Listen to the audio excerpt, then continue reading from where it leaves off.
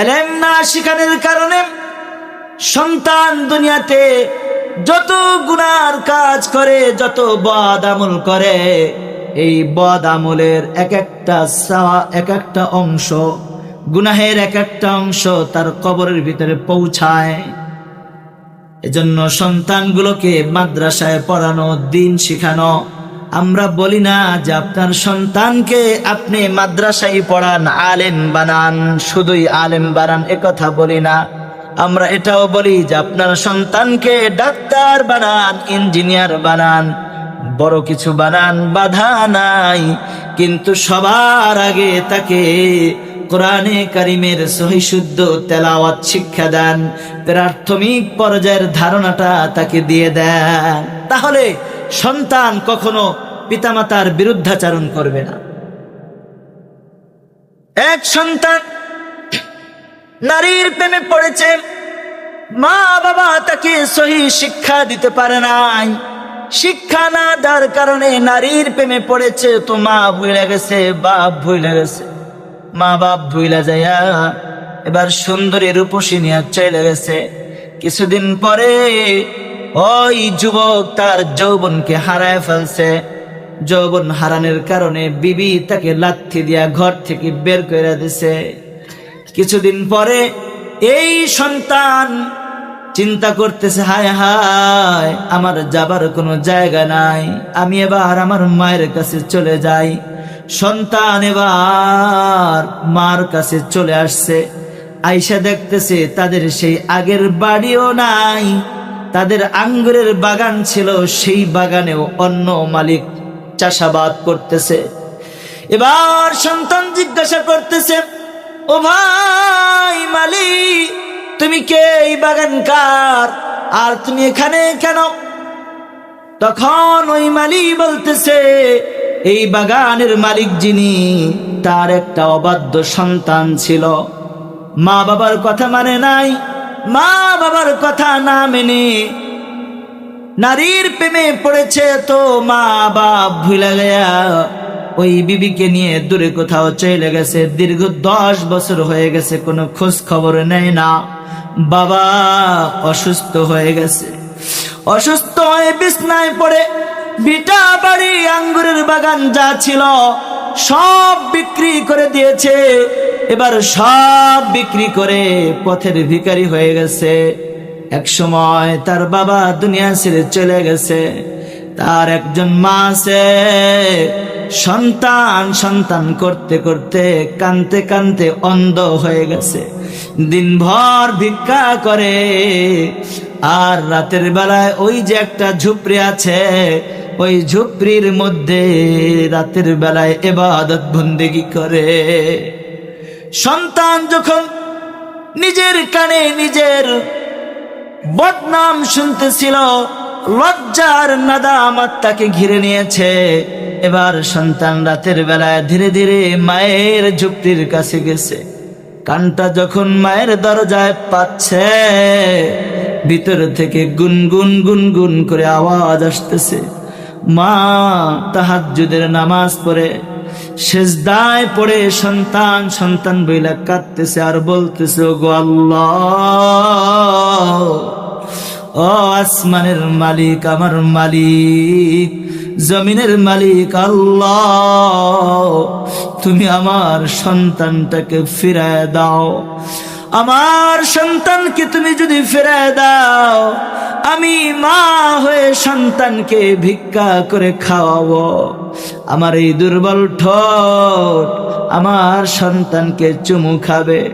ওগো আল্লাহ, আমার সন্তানকে তুমি যদি ফিরায় না দাও, আমি যদি আজকে মারা যাই, পর পুরুষ আমার শরীরটাকে ধরে কবরের মধ্যে নামাবে।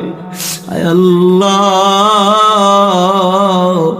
তুমি আমার সন্তানকে ফিরায় দাও। কেন দিবা না? ওগো আল্লাহ, ফিরায় দাও, ফিরায় দাও। এইভাবে সন্তান যখন নিজের কানে শুনতেছে, সন্তান এবার মৃদু সুরে ডাক দিতেছে, মা, দরজা খোলো রে মা, তোমার ডাক আল্লাহ শুনছেন, আল্লাহ তোমার ডাক শুনছেন, তোমার সন্তান তোমার ঘরে ফিরে এসেছে। এবার মা সাথে সাথে দরজা খুলে সন্তানকে বুকে জড়িয়ে চুমু খাচ্ছে, রবের দরবারে শুকর আদায় করতেছে। এজন্য আমার ভাইরা, আমার বাবাজিরা, আপনাদেরকে বলতে চাই, এজন্য দুনিয়াতে একজন নেককার সন্তান বানায় যান, আখিরাতের একটা পুঁজি বানায় যান।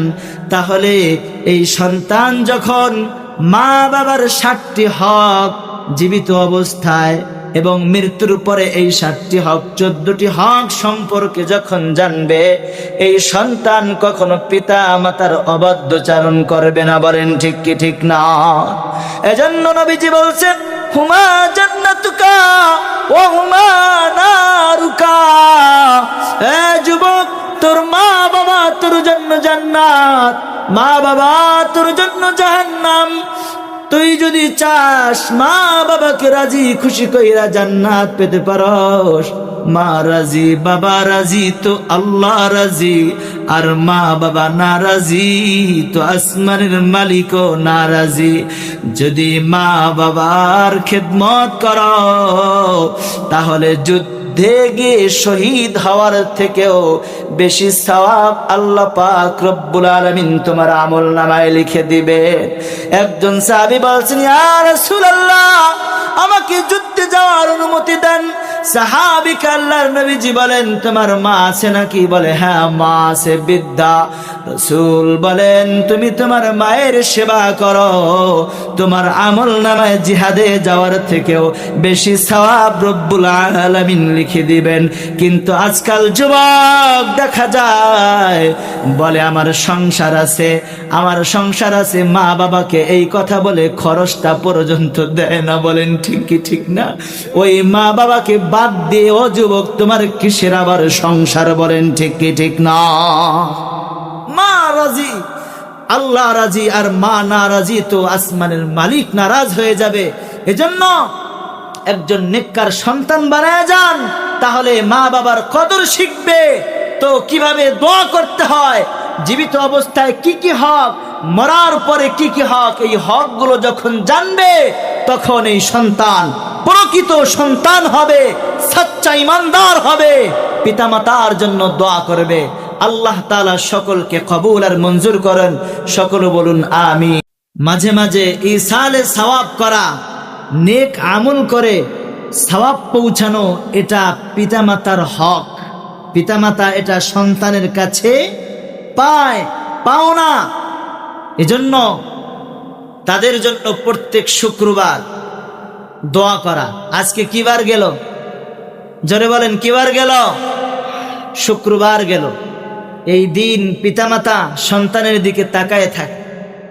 যেমন আপনাদের ছোট্ট ছোট্ট সন্তান আছে না, নাতি নাতকুর আছে না, বাসায় গেলে তাকিয়ে থাকে, দাদা কি আনছে। এই যে মাহফিলে আসছেন, দরজা খুললেই বলবে, বাবা আমার জন্য কি আনছো? কি বলেন, বলবে কিনা? তো প্রত্যেক শুক্রবার এই গোরস্থানে যারা শায়িত, এরা আপনাদের দিকে তাকায় থাকে। আমার কাছে এক মুসল্লি এসে বলতেছে, হুজুর আমি কোরআন খতম করাইতে চাই। তখন আমি বললাম, আপনি কি কোরআন পড়তে পারেন না? বলল যে না হুজুর পারি না। বললাম, তাহলে 3 বার কি সূরা ইখলাস পারেন না? বলে হ্যাঁ পারি। আমি বললাম, 3 বার সূরা ইখলাস পড়বেন, তাহলে 1 খতম কোরআনের সওয়াব যিনি দিবেন তিনি কে? আরো জোরে বলেন, তিনি কে? আল্লাহ। আপনি এখন অন্য মানুষ দিয়ে কোরআন খতম করাবেন, কিন্তু এই কোরআন খতম যারা করায়, দেখা যায় ভাগ করে নেয়, 1 পারা 2 পারা 5 পারা করে ভাগ করে নেয়, কিন্তু 1 পারাও পড়ে না।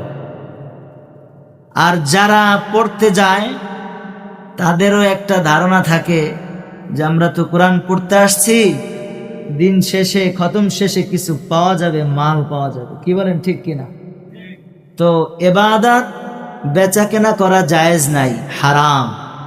এজন্য ফতোয়ায়ে শামির মধ্যে লিখেছে, উজরাত আলাল কিরাআত লা ইয়াজুজু। কোরআন খতম করে এইভাবে বিশেষ করে মৃত্যু ব্যক্তির উদ্দেশ্যে কোরআন খতম কইরা টাকা নেওয়া জায়েজ নাই, সম্পূর্ণ হারাম। যারা দিবে তাদেরও গুনাহ হবে, যারা নিবে তাদেরও গুনাহ হবে। তাহলে নেওয়া যাবে কোন সূরাতে? দুনিয়াবি যদি কোনো উদ্দেশ্য হয়ে থাকে, যেমন আপনার ব্যবসা বাণিজ্য অথবা ঘর বাড়ি নতুন করেছেন, বিপদ আপদ থেকে হেফাজতের জন্য কোরআন খতম করতেছেন, অথবা সাপে দংশন করছে, হুজুরে সূরা ফাতিহা পড়ে ফু দিয়েছে, বিষ নেমে গিয়েছে, তো এই সমস্ত ক্ষেত্রে নেওয়া জায়েজ আছে। যেমন রাসূলুল্লাহ সাল্লাল্লাহু আলাইহি সাল্লামের জামানায় এক ব্যক্তিকে সাপে দংশন করছে, তখন সাহাবারা যাইতেছিলেন, তখন ওই এলাকার লোকেরা ধরছে, তোমরা তো আল্লাহর রাসূলের সাহাবা, আমাদের এক ব্যক্তিকে সাপে দংশন করছে, তাকে একটু তোমরা ঝাড়ফুঁক দিয়ে দাও। তখন তারা বলছে ঠিক আছে দিব, শর্ত আছে। কি শর্ত? বলতেছে যদি সুস্থ হয় তাহলে তোমাদের যে বকরির পাল আছে এই পাল থেকে একটি পাল আমাদেরকে দিতে হবে। তো সাহাবা আজমাইন সূরা ফাতিহা পড়ে ফু দিয়েছে, বিষ নেমে গিয়েছে, রোগী সুস্থ হয়ে গিয়েছে। এখন সাহাবাদের মধ্যে দুইটা দল হয়ে গেছে, কেউ বলতেছে এটা খাওয়া আমাদের জন্য ঠিক হবে না, আরেক দল বলছে হবে। এরপরে ওনারা রাসূলুল্লাহ সাল্লাল্লাহু আলাইহি সাল্লামের কাছে যখন ফিরে গেছেন, তখন এই মাসআলা জিজ্ঞাসা করছেন, ইয়া রাসূলুল্লাহ, ঘটনা এরকম এরকম, আমরা কি এই বকরির পাল খেতে পারবো? তো রাসূলুল্লাহ সাল্লাল্লাহু আলাইহি সাল্লাম বলছেন, হ্যাঁ পারবে, এখান থেকে আমার জন্য একটা অংশ রাখি। তাহলে দুনিয়াবি যদি কোনো উদ্দেশ্যে কোরআন পড়ায় সেই ক্ষেত্রে দেওয়াও জায়েজ আছে, হাদিয়া নেওয়াও জায়েজ আছে, কিন্তু আখিরাতের উদ্দেশ্যে, কারণ সে তো মারা গেছে, এটা তো দুনিয়ার কোনো লাভ আপনাদের হইতেছে না। এরা উচিত হলো যাদের মা বাবা মরে গেছে, যাদের আত্মীয় স্বজন মারা গেছে, সে নিজে যেই দোয়া করবে এই দোয়া আল্লাহ তাআলা বেশি কবুল করবেন। আপনার বাবা মারা গেছে, আমার চোখের পানি বেশি পড়বে নাকি আপনার চোখের পানি বেশি পড়বে? বলেন কার চোখের পানি বেশি পড়বে? আমি কত দূর থেকে আসছি, এখানে তো আমার কেউ সাহিত্য নাই, কিন্তু আমি যতটুকু কান্না করব, কান্না আসবে না, কিন্তু কান্নার ভান করার চেষ্টা করব। কারণ আল্লাহ রাসূল সাল্লাল্লাহু আলাইহি সাল্লাম বলছেন, ইবকু ফাইন লাম তাবকু ফাতাবাকু, যে তোমরা কাঁদো, যদি কান্না না আসে কান্নার ভান কর। তো আমরা তো চেষ্টা করব কান্নার ভান যেন আসে, কান্না যেন আসে, কিন্তু আসল দরদ কে আসবে? আসলে দরদ থেকে, দিল থেকে কান্না ওই ব্যক্তির আসবে যার মা চলে গেছেন, যার বাবা চলে গেছেন। বলেন ঠিক কি ঠিক না? এজন্য এই বাবা এই মা এই গোরস্থানে যে শায়িত, বছরে একবার মাহফিল দিলেন আর দোয়া করলেন এটাই শেষ, এরকম না। প্রতিদিন দোয়া করবেন। রব্বুল আলামিন বান্দাবান্দিকে দোয়া শিখাইছেন, 5 ওয়াক্ত নামাজের পরে বাবার জন্য মার জন্য দোয়া করবা। আল্লাহর কোন বান্দাবান্দি যদি 5 ওয়াক্ত নামাজের পরে মা বাবার জন্য দোয়া করে, রব্বির হামহুমা কামা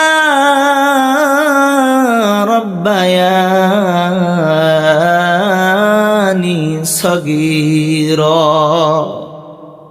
রব্বুল আলামিন তুমি আমার মা বাবাকে তাদের প্রতি রহম করো, যেমন রহম কইরা ছোট্টবেলায় তিনি আমাদেরকে লালন পালন করেছেন। আরেকটা দোয়া আল্লাহ তাআলা শিক্ষা দিয়েছেন মৃত্যুর পরের জন্য, একটা হলো তাদের প্রতি রহমের জন্য, রব্বির হামহুমা, মানে হলো হে আল্লাহ তুমি আমার পিতামাতার প্রতি রহম করো, দয়া করো, ইহসান করো। আর একটা দোয়া শিখাইছেন, এই দোয়া আমরা অনেকেই পারি না, আমাদের উচিত যাদের মা নাই বাবা নাই এই দোয়া শিক্ষা করা এবং বেশি বেশি এই দোয়া করা। সেই দোয়াটা আমার সাথে পড়ুন, রব্বিগফিরলি, বলেন না, রব্বিগফিরলি, ও আল্লাহ তুমি আমাকে মাফ কইরা দাও, ওয়ালিদাইয়া, আর আমার পিতা মাতাকেও তুমি মাফ কইরা দাও। রব্বিগফিরলি ওয়ালিওয়ালিদাইয়া ওয়ালিল মুমিনিনা ইয়াউমা ইয়াকুমুল হিসাব, এবং সমস্ত মুমিনদেরকেও তুমি মাফ করে দাও। কারণ কত মুমিন মুমিনাত চলে গেছেন, তারা আমাদেরই রক্তের, আমাদেরই বংশ পরম্পরায় অনেক আগে চলে গিয়েছেন, কিন্তু তাদের জন্য দুটি হাত ধরে দোয়া করার কেউ নাই। তাদের জন্য আমাদের দোয়া করা দরকার আছে না নাই? তাহলে এই দোয়াটা কারা কারা পারেন? হাত তুলেন তো। কেউ পারে? একজন, দুইজন, তিনজন, চারজন, মাশাআল্লাহ। সবার শেখা দরকার। যদি দোয়া করেন 3 বার সূরা ইখলাস যদি পাঠ করেন, ওই কবরের ভিতরে বসে বসে তারা সওয়াব পাবেন। তার একটা উদাহরণ আমি পেশ করতেছি। আল্লামা শেখ জাকারিয়া রহমাতুল্লাহি আলাইহি, অনেক বড় একজন মুহাদ্দিসের নাম। আল্লামা শেখ জাকারিয়া রহমাতুল্লাহি আলাইহি তার একটি কিতাবের মধ্যে তিনি উল্লেখ করেছেন, এক বুজুর্গ রাতের বেলায় 3 বার সূরা ইখলাস পাঠ করেছে। নবীজি বলেছেন, কোন ব্যক্তি যদি 1 বার সূরা ইখলাস পাঠ করে 10 পারা কোরআনের সওয়াব যিনি লিখে দেন, জবান খুলে বলেন তিনি কে? আরো জোরে বলেন তিনি কে? 3 বার পড়লে 3 10 30 পারা কোরআনের খতমের সমান সওয়াব হবে। 1 বার সূরা ইয়াসিন পাঠ করলে 10 খতম কোরআনের সওয়াব যিনি দেন তিনি কে? আল্লামা শেখ জাকারিয়া রহমাতুল্লাহি আলাইহি তিনি তার কিতাবের মধ্যে উল্লেখ করেছেন, এক বুজুর্গ রাতের বেলায় 3 বার সূরা ইখলাস পাঠ করে কবরের পাশে দাঁড়িয়ে দাঁড়িয়ে দোয়া করেছেন। আল্লাহ, ভালো করে শিখে নেন, আপনারাও এইভাবে দোয়া করবেন। আয় আল্লাহ, তুমি আমার পিতা মাতার জীবনের তামাম গুনাহ খাতা মাফ করে দাও। এই গুরুস্থানে যত মাইয়িত শায়িত আছে, আল্লাহ তুমি সকলের কবরের সওয়াব পৌঁছে দাও। জোরে বলেন আমিন। এর নাম হলো ইসালে সওয়াব। ইসাল মানে হলো পৌঁছানো, আর সওয়াব মানে হলো নেকি। যেমন আপনাদের ভিতরে কেউ ব্যবসা করেন, কেউ চাকরি বাকরি করেন, কেউ ক্ষেত খামার করেন, মাস শেষে দেখা যায় কেউ 50,000, কেউ 1 লক্ষ টাকা অর্জন করে। এই 1 লক্ষ টাকার মালিক আপনি। মাস শেষে মাকে দেন 5,000, বাবাকে দেন 5,000, মসজিদে দেন 5,000, বিভিন্ন সমাজ সংস্করণে দেন 5,000। এরকম আপনি আপনার ইচ্ছা মতো খরচ করতে পারেন। বলেন ঠিক কি ঠিক না? ঠিক তেমনি ভাবে কোনো আমল করে যখন অনেক সওয়াবের মালিক আপনি হন, এই সওয়াব আপনি দান করতে পারেন। কারণ আপনার টাকা আছে, এই টাকা তো আখিরাতে কাজে লাগবে না। আখিরাতে কাজে লাগবে কি? সওয়াব, নেকি। কি বলে? তো আপনি যদি হঠাৎ করে কোন এক ব্যক্তি মারা গেল, আপনার 1 খতম কোরআন আগের পড়া আছে, তখন সেই ক্ষেত্রে আপনি যদি নিয়াত করেন, আমি যে ওই যে 1 খতম কোরআন পড়েছি, আল্লাহ ওই 1 খতম কোরআনের সওয়াব আমি অমুকের নামে দান করে দিলাম, সাথে সাথে আল্লাহ তাআলা তার আমলনামা এই সওয়াব পৌঁছায় দিবেন। বলেন সুবহানাল্লাহ। গোরস্থানের মাহফিল তো এজন্য আপনাদেরকে মৌলিক কিছু বিষয় শিক্ষা দিতেছি। এগুলো শিক্ষা করে এগুলো আমল করবেন, তাহলে কবরের ভিতরে সওয়াব পৌঁছাবে এবং তারা আমাদের দিকে তাকিয়ে থাকে। আল্লামা শেখ জাকারিয়া রহমাতুল্লাহি আলাইহি তিনি কিতাবের ভিতরে লিখেছেন, তো এই বুজুর্গ দোয়া করে রাতের বেলায় ঘুমিয়ে গিয়েছেন। এবার তিনি ঘুমানোর পরে স্বপ্ন দেখতেছেন তিনি কবর জিয়ারত করার কারণে যত নেকি হয়েছিল, এই সমস্ত নেকিগুলো ফেরেশতারা বন্টন করে দিতেছে। ওই গোরস্থানে যত মাইয়িত শায়িত আছে সমস্ত মাইয়েত লাইন ধরে ধরে ওই নেকিগুলো নিতেছে, নেকিগুলো সংগ্রহ করতেছে। কিন্তু বুজুর্গ দেখলেন একজন মহিলা, সে নেকি নেওয়ার জন্য কবর থেকে উঠে নাই, ওই কবরের ভিতরেই তিনি শুয়ে আছেন। বুজুর্গ জিজ্ঞাসা করলেন, মা, ওগো মা, আপনি কেন গোরস্থানের ভিতরেই শুয়ে আছেন? সবাই যার যার অংশ, যার যার নেকির ভাগ লাইন ধরে ধরে নিচ্ছে, আপনি কেন নিচ্ছেন না? কেন শুয়ে আছেন বলুন? মা বলতেছে, ওগো বুজুর্গ, ওগো আল্লাহর ওলি, আপনি শুনুন, আমার বাড়ি অমুক এলাকায়, অমুক এলাকার বাজারের এক কোণে ছোট্ট একটি দোকান আছে। আমার একটি ছেলে আছে, ওই ছেলেটা ওই দোকানদারি করে। চায়ের দোকানদার, যখন কাস্টমার আসে তখন চা বিক্রি করে, আর কাস্টমার যখন চলে যায় বসে বসে কালামুল্লাহ শরীফ খুলে খুলে কালামের তেলাওয়াত করে। আর ওই যে আমার সন্তান যে কালামুল্লাহ শরীফ তেলাওয়াত করে, ওই তেলাওয়াতের সওয়াবের এক একটা অংশ আমি মায়ের কবরের ভিতরে পৌঁছাইতে থাকে। বলেন সুবহানাল্লাহ। আমি আর আপনি পড়ি তো, অবসর সময় পেলে কোরআন পড়ি। কি করি আমরা? খালি একসের ঠেলি। কি বলে ধুমধারেক্কা যুবক, শুধু ঠেলতেই থাকে, ঠেলতেই থাকে। বলে আগের জামানায় অবসর সময় পেলেই কোরআন পড়তো। বলেন ঠিক কি ঠিক না? কোরআন পড়তো, জিকির আজকার করতো। কিন্তু এখন সময় পেলেই বসে বসে ফেসবুক চালায়, ইউটিউব চালায়, টিকটক চালায়। কোরআনের কোনো খবর নাই।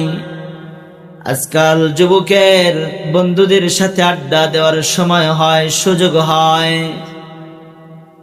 বান্ধবীদেরকে নিয়ে আড্ডা দেওয়ার সুযোগ হয়, গল্প গুজব করার সুযোগ হয়, মিটিং মিছিলে যাওয়ার সুযোগ হয়। নেতা ডাক দিলে নামাজ নাই, কালাম নাই, ছুটে চলে যায়। একে মুয়াজ্জিন ডাকে মসজিদের মাইকে, হাইয়া আলাস সালাহ। এ বান্দা, আমি আল্লাহ তোরে মাথা থেকে পা পর্যন্ত আপদ মস্তক দিয়েছি। আয় বান্দারে আয়, নামাজে আয়, কল্যাণের দিকে আয়। আর তুমি চইলা যাও নেতা ডাকে, নেতায় তোমার ডাক দিছে, তুমি নেতার ডাকে সাড়া দিয়ে চলে গেছো। আল্লাহ বলে তুই বড় বেঈমান।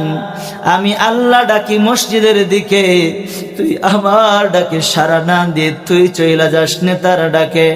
নামাজ নাই, কালাম নাই, তোর নেতায়ও নামাজ পড়ে না, তুইও নামাজ পড়স না। তোর নেতায় বড় বেঈমান, তুইও বড় বেঈমান, নেমক হারাম। আমি আল্লাহর সাথে নেমক হারামি করলি, তোর নেতায় যাবে জাহান্নামে, তুইও নেতার সাথে সাথে যাবি জাহান্নামে। নাউজুবিল্লাহ। জোরে বলেন নাউজুবিল্লাহ। আমার ভাইরা, এজন্য আল্লাহর নবী বলছেন, মান তারাকাস সালাহ ফাকাদ হাদামাদ-দ্বীন। যে নামাজ ছেড়ে দিল সে তার দ্বীনকে বরবাদ কইরা দিল। অন্য হাদিসের বলছে, মান তারাকাস সালাতা ফাকাদ কাফারা। যে নামাজ ছেড়ে দিল সে কুফরি করলো। বাস্তবেই দেখেন, নেতায় তোমার কি দিছে?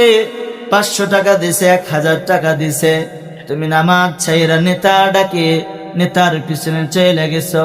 কিন্তু যে আল্লাহ তোমার অনিস্তিত্ব থেকে অস্তিত্ব আনয়ন করলো, তোমার মায়ের পেটের ভিতরে লালন পালন করলো, তোমাকে এত বড় ব্যক্তিত্ব তোমার ফুটিয়ে তুললো, সেই আল্লাহর ডাকে সাড়া না দিয়ে তুমি চইলা যাও নেতার ডাকে। আল্লাহ বলেন বান্দারে তুই বড় বেঈমান। আল্লাহ ডাক দিয়ে বলেন ইয়া আইয়ুহাল ইনসান মা গররাকা বিরাব্বিকাল কারীম। বান্দারে ওই কারীম রবের প্রতি কোন জিনিস তোকে ধোঁকা দিল?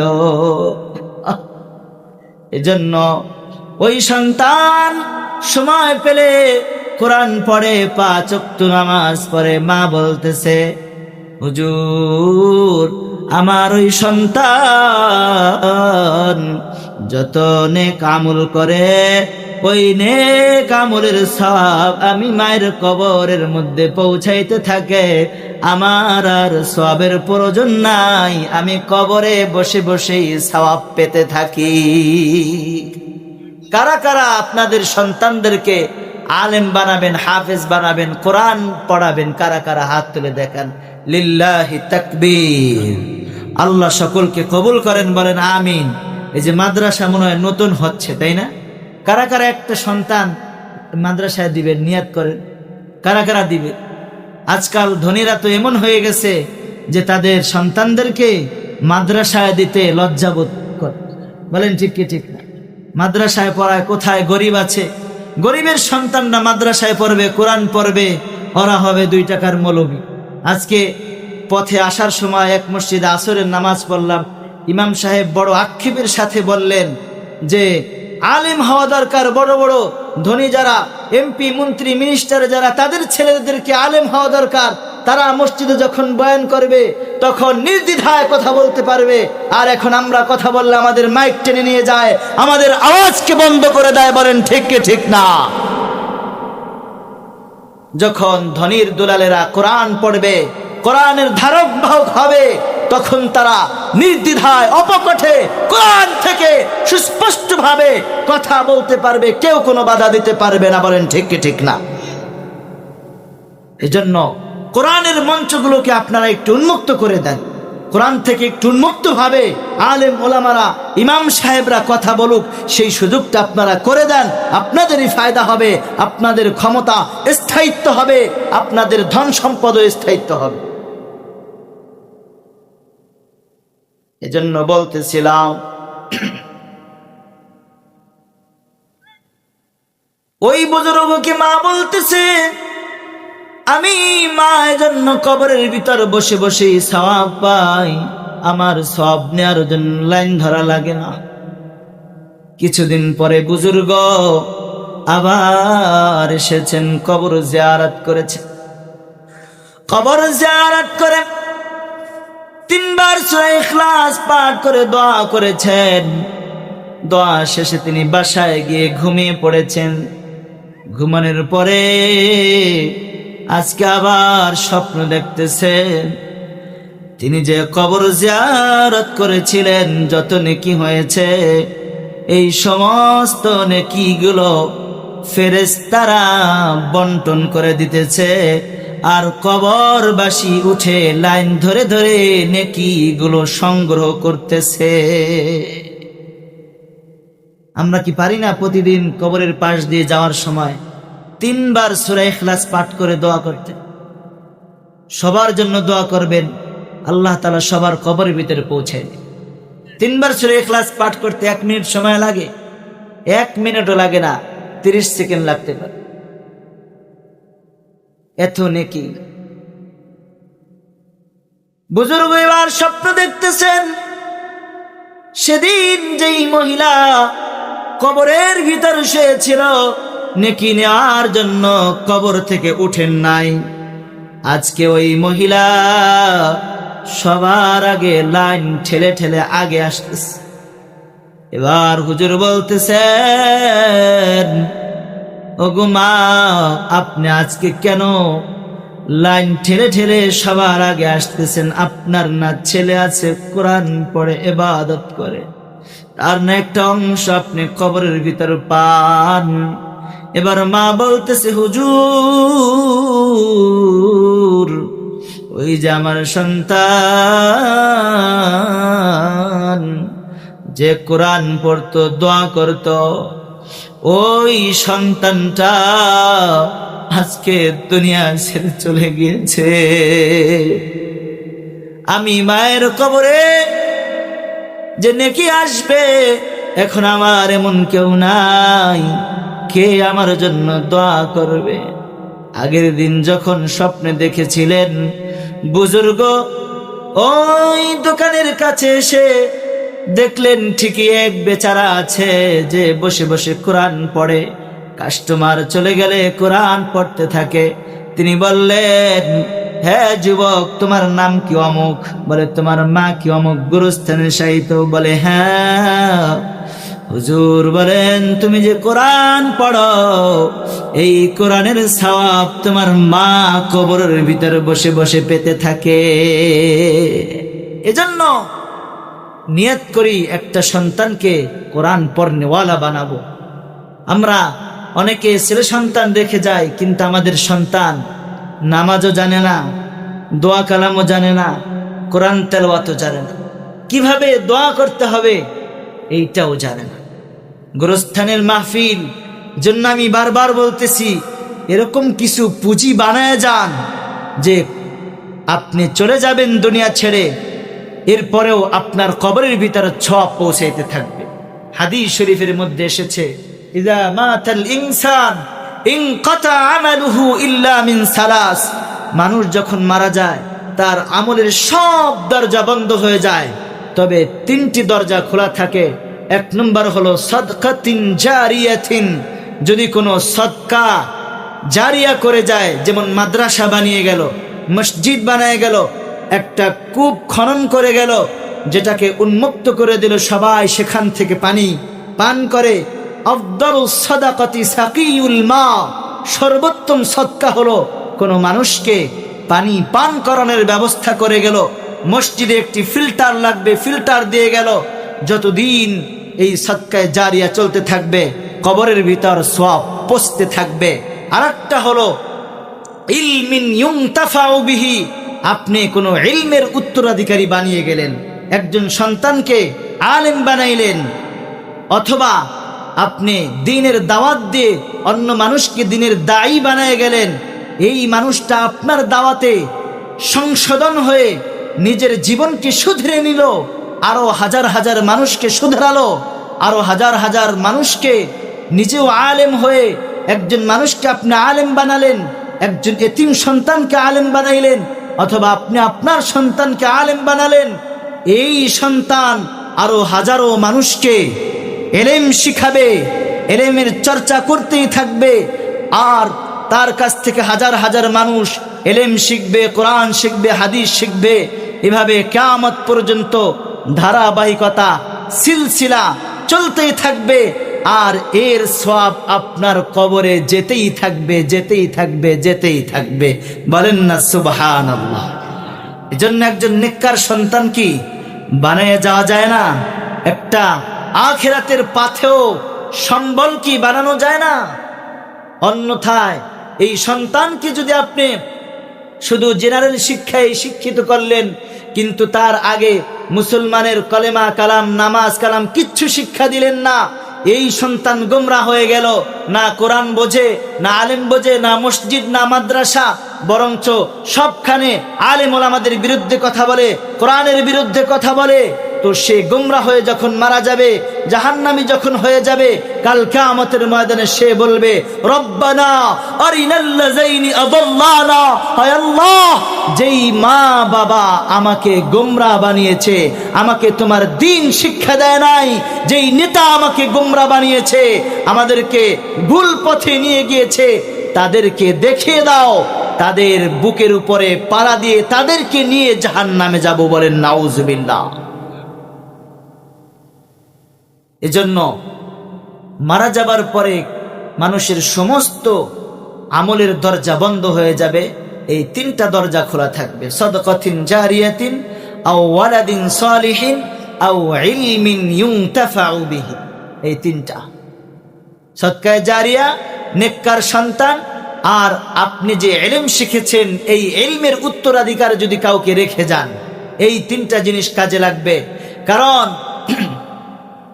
আল্লাহর নবীজি সাল্লাল্লাহু আলাইহি সাল্লাম বলেছেন, আও ইলমিন ইউনতাফাউ বিহি, এটার তাফসীরের মধ্যে, এটার ব্যাখ্যার মধ্যে মুহাদ্দিসিন ইকরাম বলেন যে আপনি ইলম শিখার পরে অন্য মানুষকে যখন আপনি ইলম শিখাবেন, সেই মানুষটা যখন আলেম হবে, আলেম হওয়ার কারণে সে একটা সমাজকে কুসংস্কার থেকে, বেদাত থেকে, রুসুমাত থেকে সংশোধন করতে পারবে। তো এই তিনটা জিনিসের সওয়াব আপনার কবরের ভিতরে পৌঁছতে থাকবে। আরেকটা ঘটনা আপনাদেরকে শোনাইতাম, কিন্তু সময়, আচ্ছা ঠিক আছে, 5 মিনিট আমি আপনাদেরকে আরো একটি